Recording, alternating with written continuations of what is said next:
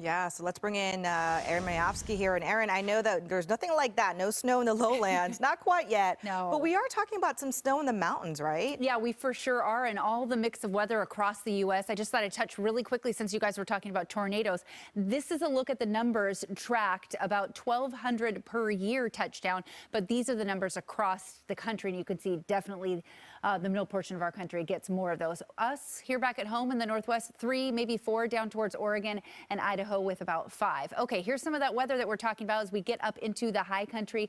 We will see some of our snow levels riding at 3,500 feet tonight. So that means some of the Cascades are going to get some good dusting of snow almost down to pass level at Snoqualmie Pass. But the heaviest showers right now are backing into the Olympics. And as they ride right up and over the Olympics, some of them still making their way into Shelton and pushing towards Bremerton, Port Angeles, down towards Humtulips and Ocean Shores, and up towards the North Sound. We're seeing some good shower activity over Roach Harbor through the islands, and our storm tracker is picking up a good heavy downpour. We're also watching some of those off the coast, and you can see because of the dark greens, the orange and the yellows, that's where we're seeing severe downpours, and that's why our storm tracker comes up and shows a big dark cloud with rain coming out of it. So that's what we're going to get at once we get down the I-5 corridor from about Kelso down towards Battleground. You just start to get some light showers, and then Vancouver into the Rose City into Portland.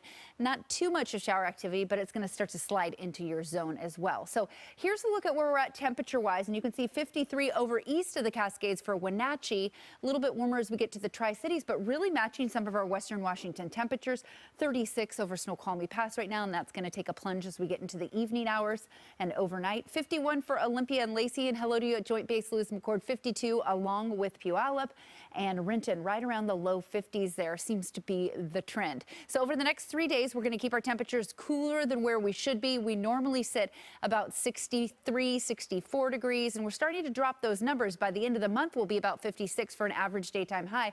But this is what we're doing over the next couple of days. So as we get into Wednesday, we'll see clearing skies, but mostly those showers will hang over the mountains. We'll get some in the morning hours, only a high of 52, climbing to 54 Thursday, and some morning lingering showers there, otherwise dry and mostly cloudy. And then again, I think those showers on Friday will start at the coast and stay up to the North Sound and maybe bleed down to the metro area, but right around 55 degrees. So this is what we're looking at as far as the Pacific and our weather makers going. Tonight, showers. Wednesday, mainly dry, Cascade Mountain showers, and again over the overnight hours we'll see some of those showers mixing into snow over the Cascades, and hence the colors here, the lavenders and the whites and the pinks mixing in. This is 10 o'clock tonight as we get rolling, and as we push through about 11:30, we're still seeing that good zone of showers in western portions of Snohomish County, but most of us starting to dry out, and you can see those showers dry out over the Cascades, but really stick with us into the higher elevations and pushing further east as we get rolling into our Cascade forecast. So 7-day forecast shows us